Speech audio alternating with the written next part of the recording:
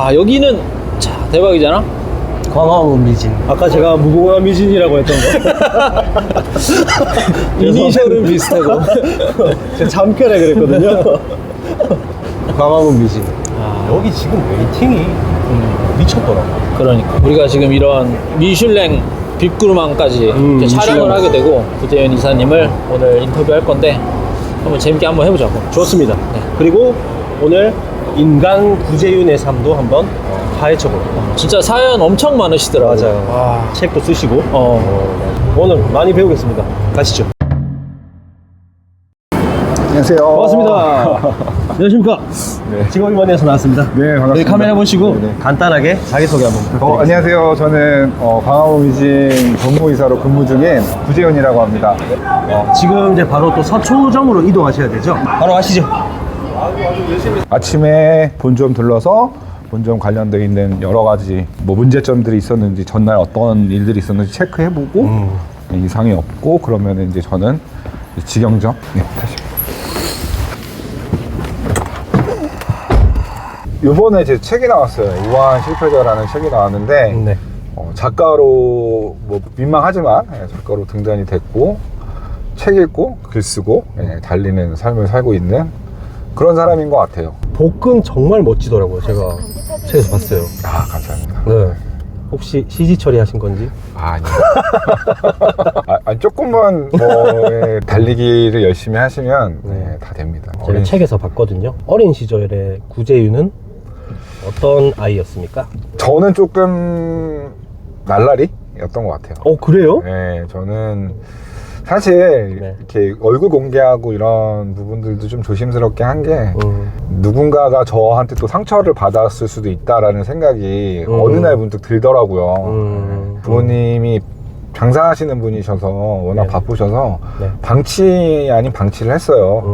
그래서 누나랑 둘이서 뭐 밥도 차려 먹어야 되고 학교도 알아서 가야 되고 뭐 이런 삶을 좀 살았었는데 그러다 보니까 친구가 전부였고 네. 자연스럽게 좀 나쁜 길로도 빠지기도 했었고 저는 기억을 못할 수도 있지만 받은 사람들은 기억할 수도 있잖아요. 그 전에는 막 부인하다가 지금은 만나서 사과하고 싶다 이런 생각이 좀 많이 들기도 하고 어린 시절에는 부모님 많이 사랑이 고팠던 그리고 그로 인해서 많이 방황했던 그런 어린 시절을 좀 보냈던 것 같아요. 정호 주연의 바람이라는 영화 아시죠? 그렇죠. 유명하죠. 보면은 그냥 저의 이야기 같은 느낌? 그래서 제가 책을 읽다가요, 어린 시절의 학대? 그 이야기가 되게 좀 마음이 아프더라고요. 저희 아버지가 자기는 사랑을 줄 줄 모른대요.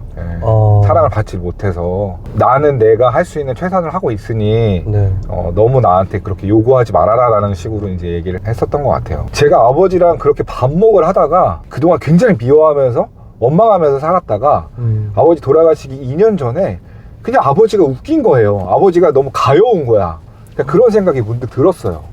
아버지가 더 이상 안 무서워지더라고요. 2시간 레파토리가 있거든요. 그걸 무조건 들어야 돼요. 그 레파토리가 한참 듣다가 보니까 너무 짧게 느껴지는 거예요. 예전에는 되게 고통스럽다고 생각을 했는데 아버지가 하고 싶은 이야기, 아무도 내 얘기를 들어주지 않는 그 가엾음, 그러니까 아들한테 밖에 할 수 없는 그런 처지, 이런 게 느껴졌던 것 같아요. 어린 시절에는 느끼지 못했던 그런 감정들이. 그래서 아버지가 그 다음부터는 좀 편해지는 거죠. 원래는 반말 절대 못했거든요. 근데 반존대 아시죠? 네네. 아버지 뭐 했어? 밥은 잡숴. 뭐 이런 식으로 반존대를 하면서 아버지하고 좀 더 가까워지려고 하니까 아버지가 돌아가셨죠. 아버지의 죽음이 저한테는 제 삶에 진짜, 제 나이가 지금 43살인데 40살 넘어서 인생의 터닝포인트가 왔다고 생각이 들어요. 어린 시절에 아버지가 좀 밉거나 싫거나 그러지 않으셨어요? 엄청 싫었죠. 그래서 아까 고해성사처럼 얘기도 했지만 부모님한테 반항하고 싶어서 제가 조금 엇나갔던 것도 있는 것 같아요. 지금 코에 보면은 여기 움푹 빠진 상처가 있는데 요거 저희 아버지가 엽총이 있으셨거든요. 엽총이요?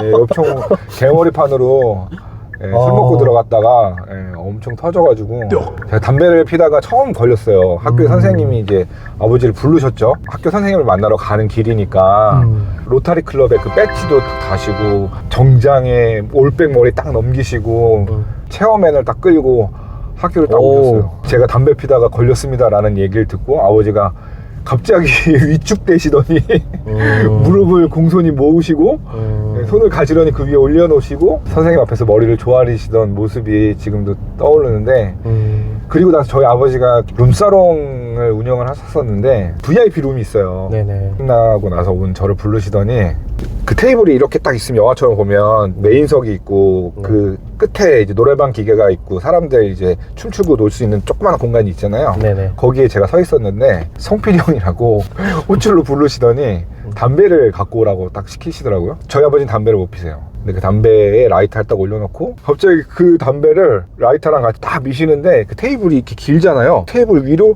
진짜 영화처럼 훅 돌아가지고 떨어질 때쯤 제가 딱 잡았어요. 펴봐 이러는 거예요. 그래서 아 괜찮아 아버지 앞에서 배우는 거야. 그래서 아무 생각 없이 담배에 불을 딱 붙이는 순간 크리스탈 재떨이 아시죠? 그게 제 옆으로 훅 날라오더니 모니터에 꽂히는 거예요.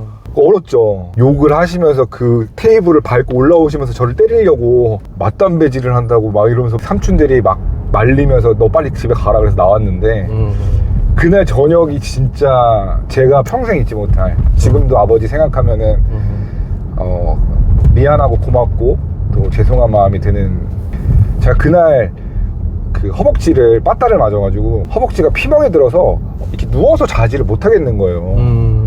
엉덩이를 까고 이렇게 누워있는데 누가 방문을 딱 여는 소리가 들려요. 네. 보이잖아요. 거실에 불빛이 이제 그 어두운 방 안에 이렇게 딱 실루엣처럼 보이면서 아버지가 제가 그러고 자는 걸 보시니까 문을 좀 닫다가 몇 분 있다가 다시 들어오셔가지고 이 허벅지가 뜨끈하는 거예요. 뭔가 모르게. 연고 이렇게 발라주시고 계시더라고요. 근데 모른 체 했어요. 그냥 자면서. 뭐 어떻게 얘기를 해요. 사랑을 못 배워서 못 줬다라는 그분의 이야기가 그때 당시엔 몰랐죠. 효도하십시오. 제가 군 생활을 한 15년 정도 했는데 12년 정도 거의 막내 생활을 했어요. 군 생활은 좀 잘 맞으셨어요? 1도 안 맞았습니다. 너무 답답했어요. 그럼에도 자부심을 느끼는 거는 어떤 이런 힘든 일을 내가 헤쳐나갔다? 저 공수교육 받으러 갔을 때 진짜 제가 그렇게 많이 울고 그걸 제가 해냈다라는 것도 지금 아직까지 제가 믿기지도 않고, 제가 수료하고 또 임무 수행을 하는 거에 대한 자부심, 그 원동력으로 사실 지금까지 살아오지 않았을까? 제가 트리플 법칙이라고 이야기를 하면서 여러분한테 책 읽고 글 쓰고 달리는 삶을 살아야 된다 이렇게 얘기를 하지만 사실 그것보다도 군 생활의 영향이 조금 더 크지 않았나 생각을 합니다. 뭐 인내심도 배웠고요. 그 다음에 행정적인 업무 처리 능력, 그 다음에 시설 관리에 대한 부분, 뭐 모든 전반적인 제 삶이 거기서 배운 토대와 토양으로 이루어졌다고 해도 과언이 아니에요. 소자가 얘기했어요. 한 가지의 경험은 한 가지의 지혜를 낳는다.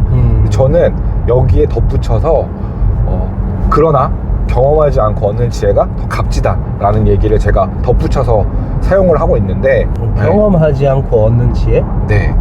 이게 무슨 얘기냐, 우리가 누군가의 조언을 듣거나 누군가의 쓴 책을 읽거나 그러면 그 사람들은 이미 경험을 했기 때문에 그 경험을 바탕으로 이야기를 한 거잖아요. 그렇죠. 그것을 내 것으로 만들 수 있다면 경험하지 않고 지혜를 얻을 수 있겠구나 라는 생각을 한 거죠.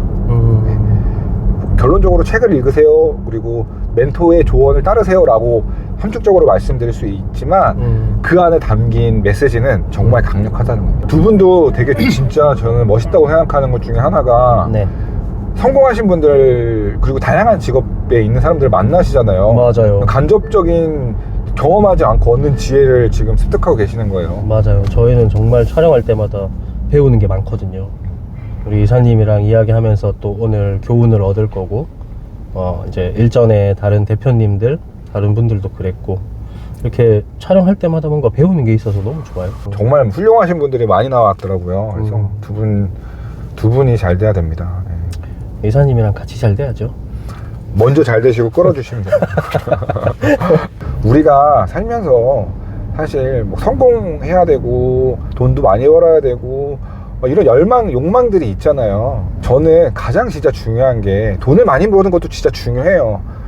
돈이 전부가 아니라고 얘기하는 사람들은 진짜 거짓말쟁이라고 전 얘기하고 싶어요. 저도 인정하지만 돈을 많이 벌기 위해서는 내면이 단단해져야 되고요. 그리고 성공하려면 내면이 단단해져야 되고요. 내면이 단단해지려면 뭘 해야 되냐? 자기 스스로를 제일 먼저 아는 게 중요해요. 너는 무엇을 좋아하니? 한 번도 물어본 적이 없으시죠? 뭐 좋아하세요? 뭐 잘해요? 이렇게 물어보면 그냥 멈칫해요. 나 뭐 잘하지? 뭐 좋아하지? 근데 그거부터 명확하게 정리를 하는 게 정말 중요하다. 저는 이 얘기를 좀 드리고 싶고요. 그러기 위해서 제가 찾은 도구가 사실 책 읽기, 글쓰기, 달리기예요. 책을 읽으면 자연스럽게 남의 이야기, 남의 인생을 들여다볼 수 있기 때문에 다양한 지식이 생기잖아요. 그리고 글을 쓰면은 이 감정 소비를 덜 하게 돼요.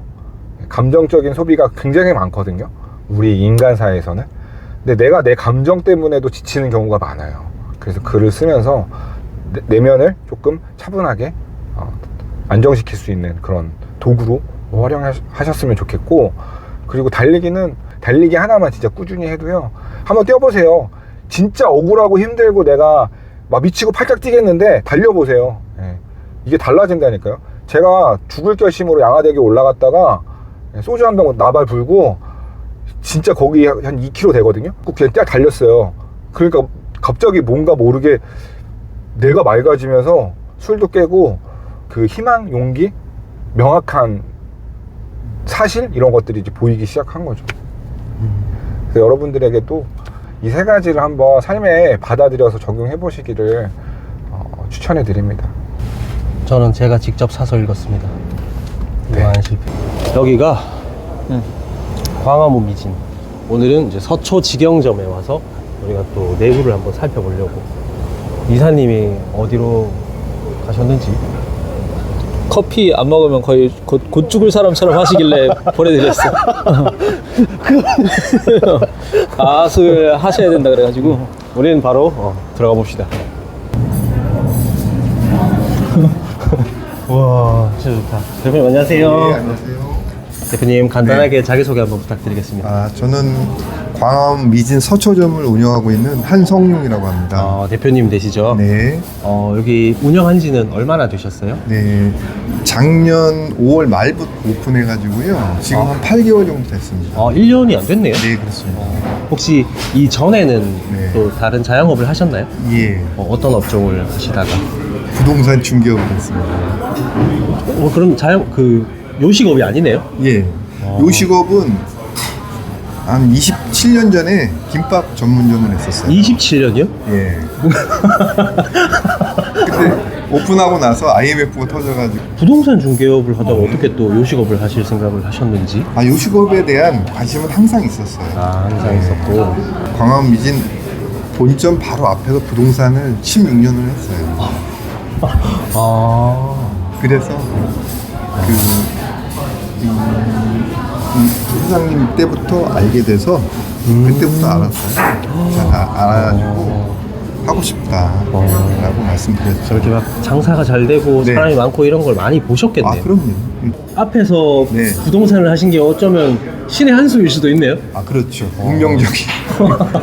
그러니까 이걸 차리려면 3억 5천에 4억이 들어가거든요. 그걸 뭐 8개월만 다 뽑을 수 있는 데는 없죠.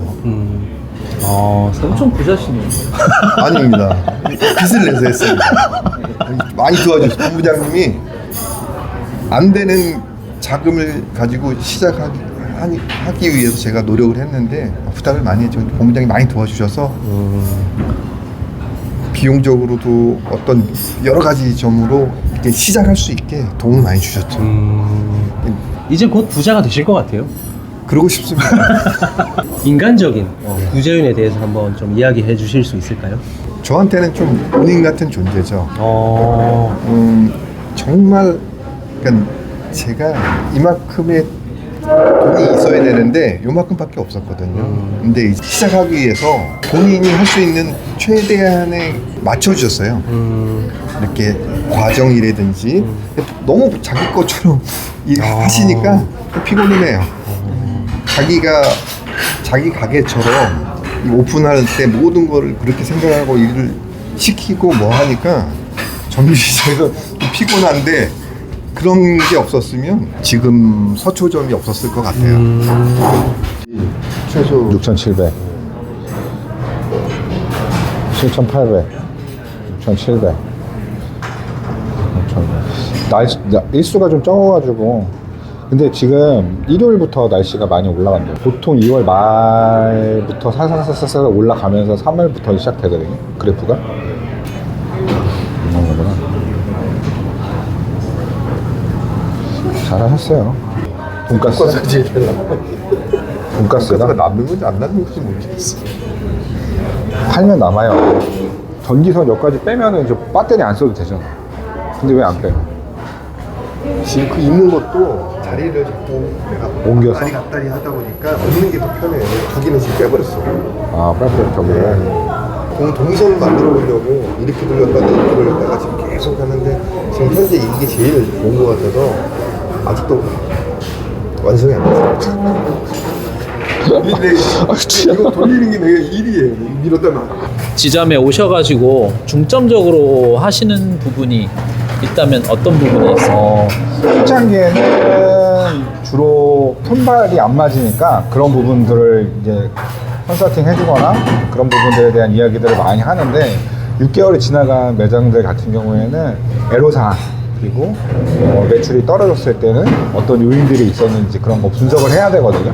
그런 거를 방금 전에 이제 물어봤던 거고 명확하게 알고 이게 정확하지 않을 수도 있어요. 네, 근데 우리가 뜬구름 없이 뭉뚱그려서 얘기하는 걸 수도 있는데 그 이유를 알고 있는 것과 모르는 것의 차이가 있으니까 그 분석을 항상 해보시라는 조언을 드리죠.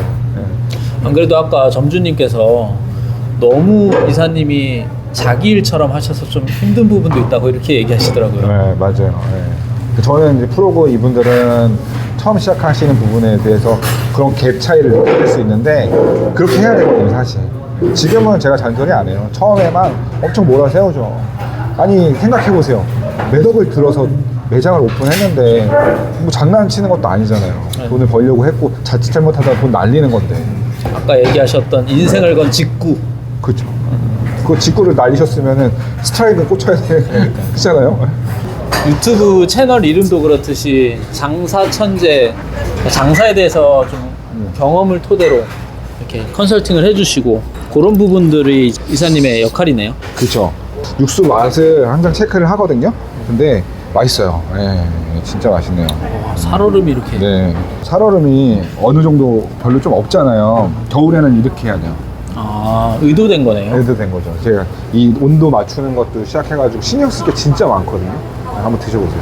본점하고는 좀 다를 건데. 더 맛있죠? 감칠맛이 엄청난데요? 네, 더 맛있죠? 오. 이렇게 얘기하면 안 되는데 본점이 더 맛있어요. 그럴 수도 있죠. 청출어람이 있을 수도 있죠. 또 워낙에 또 컨설팅을 기깔나게 해주시니까 또.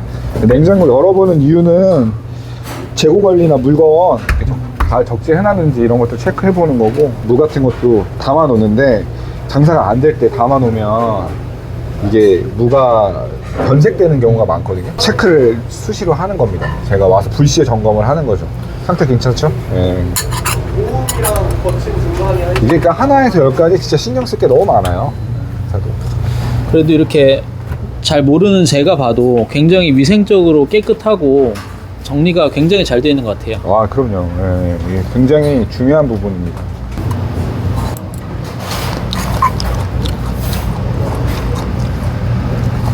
김치가 안 익었네?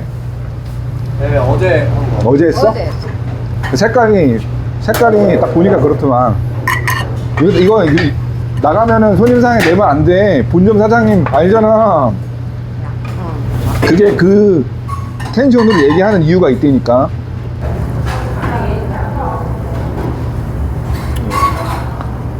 그 비비지 말고 이 상태로 한 점 접어서 드셔보시고.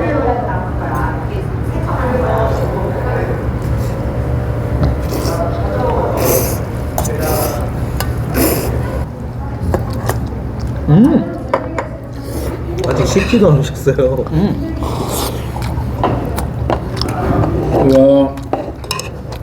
야, 이거 물건이다. 고소해. 미쳤다. 김가루 들어간 거 맞죠? 맞아요.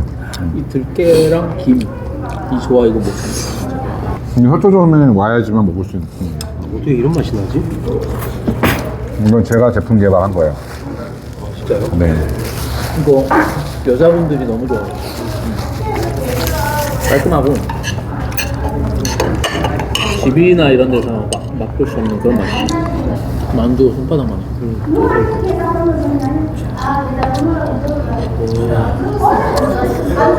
정성이나 이런 게 들어간 집들이 오래 살아남을 수 있다는 거. 아니, 아까 점심 식사 하지 않으셨어요? 죄송합니다. 걸신을 들어서. 달라요. 속에 야채도 엄청 살아있어. 너무 맛있다. 찍고 먹어야겠다. 감사합니다. 네, 우아한 실패자고요. 네, 읽고 쓰고 달려라. 네. 실패를 누구나 하죠. 근데 그 실패를 실패로만 바라보지 마시고 성공의 발판으로 삼아 보면 어떨까라는 생각으로 제 이야기를 좀 담아낸 책이 이 우아한 실패자입니다. 저희 어머니가 제가 책을 쓴다고 하니까 읽어볼게요. 어린 시절 글쓰기를 못해서 내가 불러주던 문장을 겨우 받아 적던 내가 책을 쓴다고? 적지 않게 어머니가 놀라셨는데 글쓰기도 훈련인 것 같아요. 필사부터 시작했고 이 블로그에 매일 글을 한 편씩 올리면서 사고력에 대한 확장. 근데 글만 쓴다고 되는 게 아니라 이 인풋이 있으면 아웃풋이 있잖아요. 글쓰기는 아웃풋이라고 생각을 하거든요. 인풋은 뭐냐? 책을 읽어야 된다. 누군가의 얘기를 들어야 된다. 내 걸로 소화를 시켜야 된다. 이런 이야기를 좀 드려보고 싶어요. 근데 여기 한 가지 더해서 이런 리플리시, 읽고 쓰는 데에 있어서 리플리시, 삶을 좀 리플리시 시키는 게 달리기다. 그런 얘기가 담겨져 있는 책입니다. 네. 어떤 분들에게 가장 추천하고 싶나요? 사실 타깃층을 딱히 정해서 쓴 책은 아닌데 장사를 하시거나 아니면 어떤 금전적으로 많이 실패를 보셨던 분들, 뭔가 도전했는데 쓴맛을 보신 분들, 그런 분들이 한 번쯤 읽어봐 주셨으면 좋겠고, 청소년들 아니면 아직 사회생활을 시작하지 않은 청년들이 경험하지 않고 얻을 수 있는 지혜, 실패를 어떻게 하면 성공으로 바꿀 수 있는지, 그리고 당연히 실패를 하는구나 인생은, 그렇게 생각할 수 있는 그런 부분이 좀 담겨 있다고 생각을 하거든요. 그래서 그런 분들도 한번 읽어봐 주셨으면 좋겠고, 제 책을 보시고 댓글에 책 출간하신 거 정말 축하드립니다. 책 구매하고 이번 써보았네요. 좋은 글 써서 감사합니다. 이렇게 하고 이 블로그를 뭐지? 여기 들어갔어요. 근데 제 책을 리뷰한 거예요.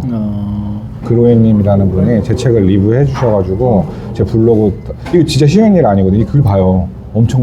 그리고 판매 링크까지 올려주시고, 제가 답글로 썼어요. 이렇게. 저 울어도 돼요? 어젯밤에 진짜 감동. 네, 감동이었어요. 항상 좋은 글 써주시고 책도 출간해 주셔서 제가 더 감사하죠. 저자님의 방문도 영광입니다. 이 책으로 저뿐만 아니라 다른 많은 사람들에게도 큰 울림을 줄 것이라고 생각합니다. 다시 한번 책 출간 축하드리며 저자님도 항상 축복과 행운 가득하시길 바랍니다. 좀 우시는 것 같은데. 어제 울었습니다. 예. 지금 한 번 더 울어주시면 안 돼요? 한 1000권 정도, 그때 책 쓸 때가 5년에 900권 정도였는데 1년에 거의 못 읽을 때가 100권 정도인 것 같고. 사업을 엄청 크게 한 경험이 있으시잖아요. 계기는 어떻게 돼요? 군대 생활을 하셨었는데. 이게 참 아이러니한 게 그 당직 근무를 쓰잖아요. 군대 있으면 딱히 할 게 없어요. 그래서 책을 하나 읽었는데 부의 추월차선이었거든요. 근데 사실 돈 버는 거에 대해서 그렇게 크게 생각을 하지 않았어요.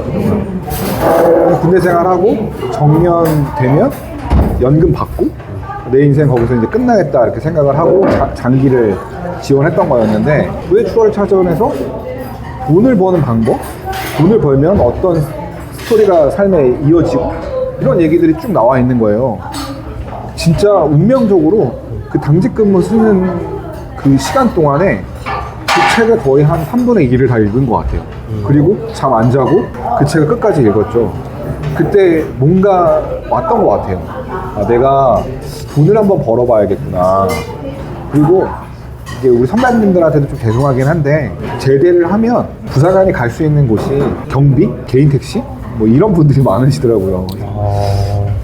나의 인생도 그 다음 회차가 있어야 되지 않을까? 라는 생각으로 퇴직금이랑 주변에 투자 받아가지고 시작을 했죠. 그런데 군인과 자영업은 특성이 너무 다르잖아요. 네, 달라요. 좀 쉽게 생각했던 것 같아요. 그리고 아, 군대 있으니까 난 군인 정신에 내가 뭐 못할 게 뭐 있어 라고 시작을 했다가 호되게 당했죠. 예상 외로 사업이 잘 안 되셨잖아요. 처음엔 잘 됐어요. 네. 처음에는. 잘 될 때일수록 더 겸손해야 되거든요. 근데 저는 잘 될 때 외제차 뽑고요. 네. 버버리 700만 원짜리 가죽 자켓 사고요. 그랬던 적이 있었어요. 그래서 아, 이게 돈이 들어온다고 해서 다 내 돈도 아니고, 그때는 세금에 대한 부분들도 몰랐었고, 세금을 내가 버는 만큼이만큼 내야 되는구나 라는 지식? 정보? 그런 것들도 하나도 모르는 상태에서 돈을 쓰다 보니까 제가 6억 원이라는 빚을 졌지만 그 빚은 어쩌면 당연한 거였을 수도 있다는 생각을 합니다. 그렇게 제가 책을 읽어보니까 한 2년여 동안 거의 뭐 술에만 의지하고 개인처럼 살았다라고 이렇게 말씀하셨더라고요. 그 2년 동안 좀 어떤 삶을 사셨는지 자세히 좀 들어볼 수 있나요? 일단 매일 저녁 술을 마셨어요. 그리고 주말에는 그냥 눈을 뜨면 술을 마셨고, 가장 쉽게 사람들이 도피할 수 있고 쾌락을 느낄 수 있게끔 만드는 물질이 술이라고 해요. 그래서 이 술에 의지하면서 그동안 2년 동안 쭉 살면서 거의 폐인이었죠. 사실 다 그러잖아요. 사람들이 이게 힘든 스토리를 얘기를 하다 보면은 빠질 수 없는 게 양화대교인 것 같아요. 예, 자기 죽으려고 했었다, 죽을 결심을 했었다, 뭐 이런 얘기를 하는데, 저도 그런 감성팔이를 하고 싶어서 책에 그 내용을 쓴 건 아니고요. 저는 좀 알고 있었던 것 같아요. 제가 죽고 싶지 않다라는 것을. 좀 아이러니하죠. 근데 양화대교를 갔어요. 가서 소주 한 병을 들고 올라갔는데 여길 뛰어내리자라는 마음보다는 뛰어내릴 수 있을까? 그리고 술 기운에 들려서 뛰어내릴 수 있다면 여기서 내 인생을 끝내도 되지 않을까? 이런 생각들을 했던 것 같아요. 그런데 뭔가 답답했던 것 같아요. 마음이 막 답답하고 막 뭘 해야 될지도 막막하고 길을 잃은 기분. 그래서 양화대교를 미친 듯이 뛰었죠. 그 길이가 한 2km 정도 되거든요. 2km를 달리다 보니까 숨이 턱 막히는 거예요. 그리고 다시 숨이 쉬어지는 거예요. 내가 살아있구나. 내가 아직 살아있구나. 아직 살 수 있구나. 로 바뀌더라고요. 그때부터 돈을 버는 방법, 그리고 나를 다스리는 방법, 이런 것들을 찾아서 막 헤매고 다녔던 것 같아요. 그 다음부터는. 6억의 빚. 사실 이 6억이라는 숫자가 어마어마하죠. 어마어마하잖아요. 한 개인이 감당하기에는. 이 6억의 빚을 어떻게 해결했는지. 돈을 버는 거는 내가 어느 정도 준비가 되어 가는 과정에서 기회는 불현듯 찾아온다고 생각을 하거든요. 코로나 시기에 분명 장사가 잘 안 됐잖아요. 모든 가게들이. 근데 거기서 머물러 있지 않았고 배달 사업에 뛰어들었거든요. 배민도 이용하고 쿠팡이츠도 이용하면서 했었는데, 누군가가 밀키트 사업을 제안하더라고요. 그래서 그 밀키트 사업을 기획을 하고, 밀키트 사업에 대해서 여러 가지 그 시스템, 이런 구성, 이런 것들을 캐치하다 보니까 유통사업이라는 또 한 큰 카테고리에 대한 이해도가 또 높아졌고, 출시가 됐는데 1000태만 60만 개가 팔렸어요. 네. 60만 개요. 네. 그래서 대박을 친 거죠. 대박을 쳤는데 회사에 제가 기획을 하고 또 만든 제품이다 보니까 얘기를 했어요. 그래서 저도 이거에 대한 지분과 어떤 보상을 좀 받고 싶다.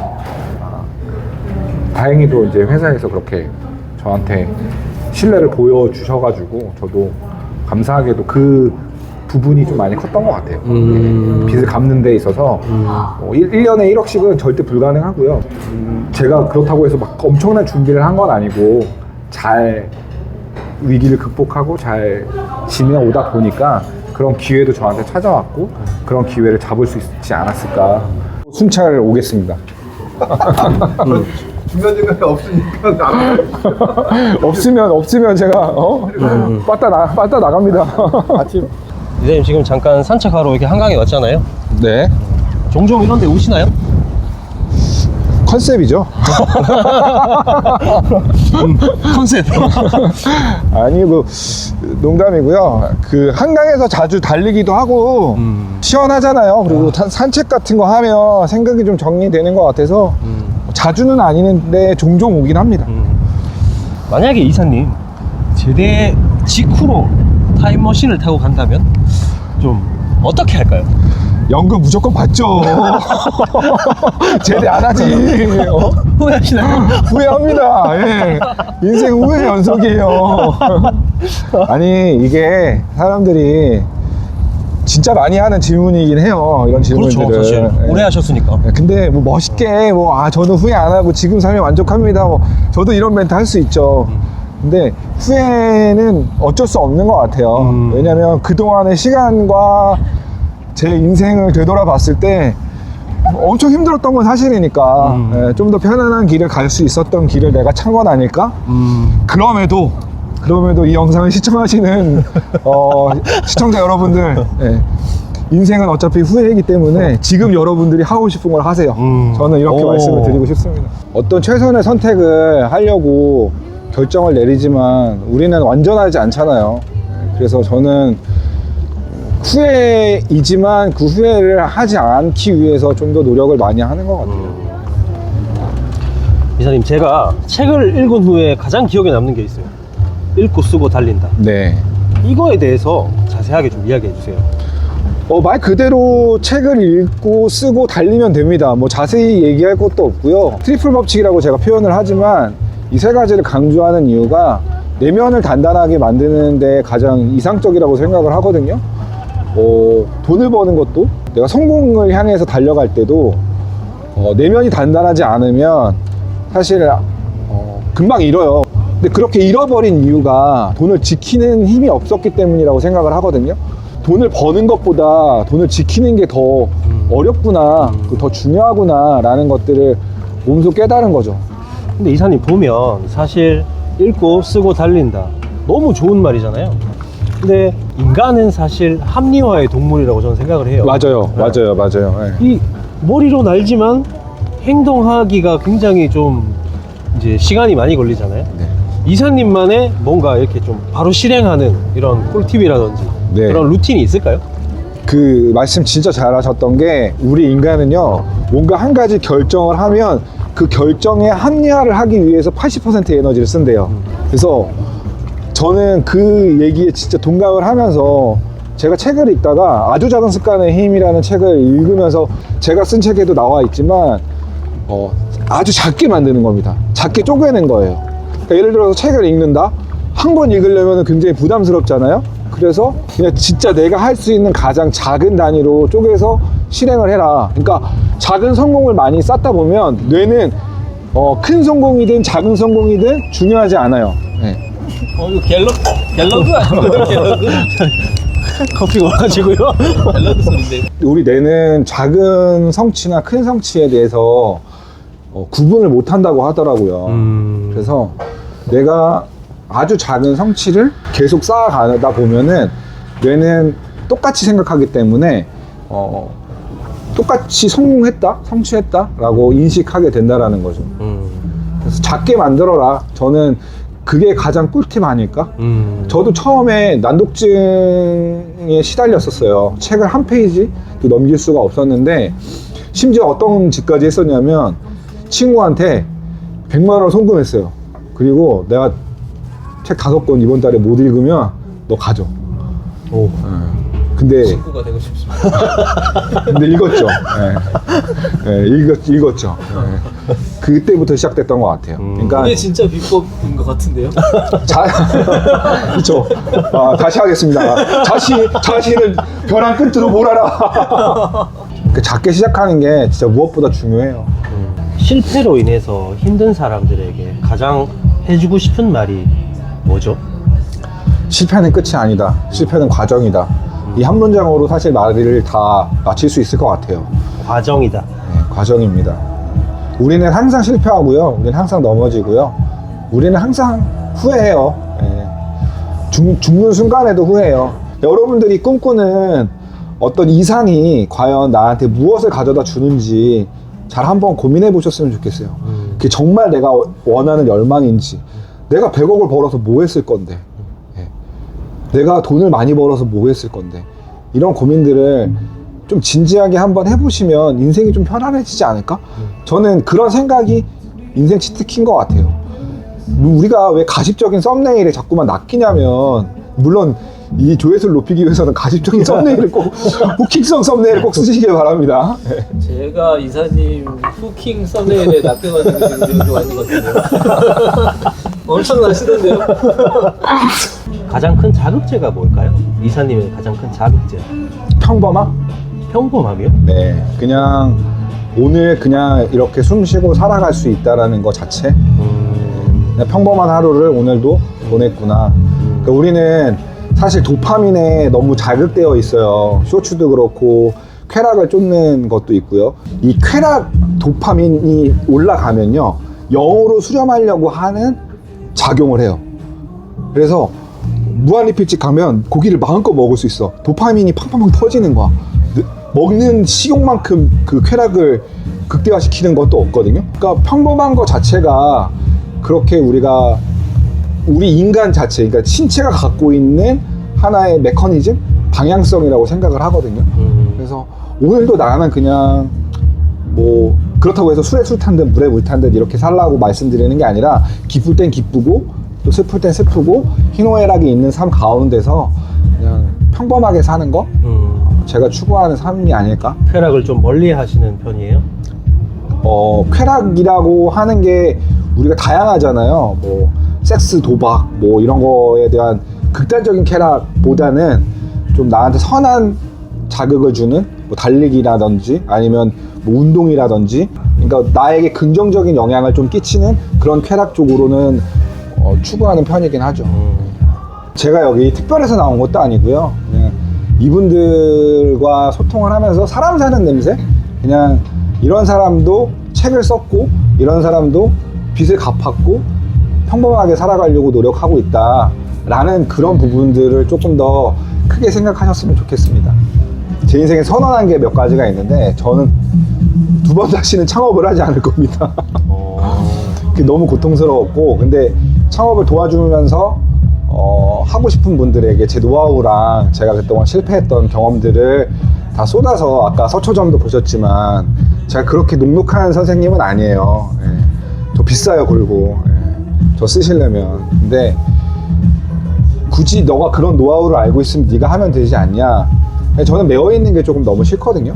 그래서 좀 자유롭게 제가 생활을 좀 하고 싶은 그런 마음도 있고, 그래서 저는 제 꿈이 있다면, 앞으로 계획이 있다면 시골에 집을 하나 얻어서 조만간 할 건데, 책 읽으면서 글 쓰고 또 책도 내고, 아니면 사람들하고 그냥 그렇게 좀 도움을 주면서 소통하는 그런 삶을 좀 살고 싶어요.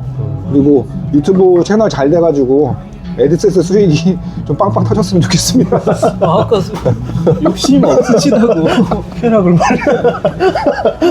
그 차에서 잠깐 얘기했지만, 여러분들 생각은 어떠신가요? 제 다음 책의 제목이 뇌심돈인데, 이게 뇌를 알아야 되고 마음을 알아야 되고 자본주의를 알아야 돼서 자식에게 물려줄 만한 그런, 제가 여태까지 공부했고 깨달았던 부분들을 좀 정리해서 책으로 출간할까 하는데, 이 제목이 좀 구리다고 생각하시면 댓글로 좀 더 적합한 제목을 한번 나눠주시기를 부탁드리고요.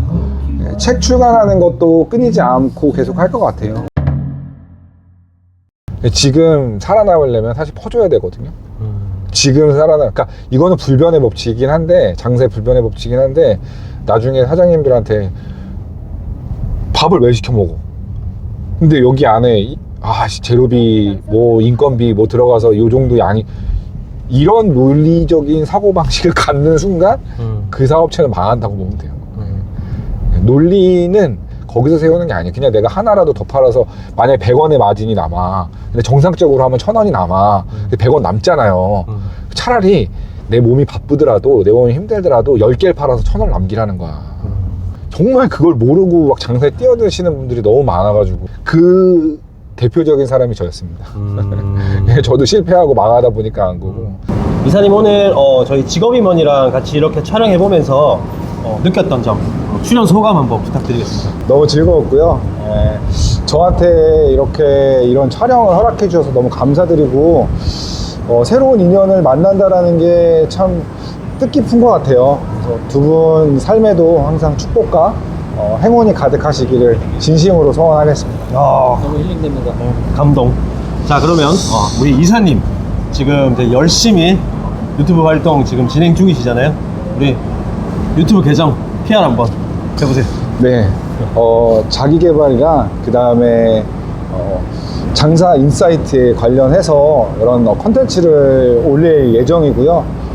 지금 구독자는 한 230명 정도밖에 안 됩니다. 200달이. 근데 제가 조금 전에 들었던 얘기거든요. 100에서 200 올라가는 게 1000에서 1000 올라가는 것보다 더 어렵대요. 그 고비를 넘겼으니까 여러분들 관심 있으시면 제 채널에 오셔서도 구독과 좋아요, 응원의 메시지도 좀 부탁드리고요. 네, 장사 천재의 습관입니다. 네, 감사합니다. 자, 그리고 마지막으로 우리 직업임원이 구독, 좋아요, 알람 설정, PR 한번 부탁드리겠습니다. 어떻게 해야 되지? 직업이 뭐니? 구독, 좋아요, 알람 설정까지 뭐 이렇게 우와, 좋다. 나이스. 이렇게 하면 돼요? 이사님 너무 감사하고요. 저희 직업임원이가 우리 이사님의 하루를 찍었는데 예쁘게 잘 편집해서 우리 구독자분들한테 또 하루를 멋지게 보여줄 수 있도록 저희가 멋지게 마무리하겠습니다. 감사합니다. 오늘 하루 정말 감사합니다. 네, 안녕. 감사합니다. 되게 생각지 못한 맞아. 좋은 얘기들을 엄청 많이 해주셨어. 좋은 얘기 진짜 많이 들었어. 나는 아까 그거 우리 한강에서 이야기했던 거, 쾌락에 관한 부분. 그럼 이제 자기 통제, 읽고 쓰고 달린다. 야, 이 자기 통제의 힘. 너무 멋있었어. 도파민, 난 사실 도파민에 쩔어 살거든. 그렇게 난 자기 통제를 할 수 있을까? 진짜 생각을 좀 많이 해보는 시간이었어.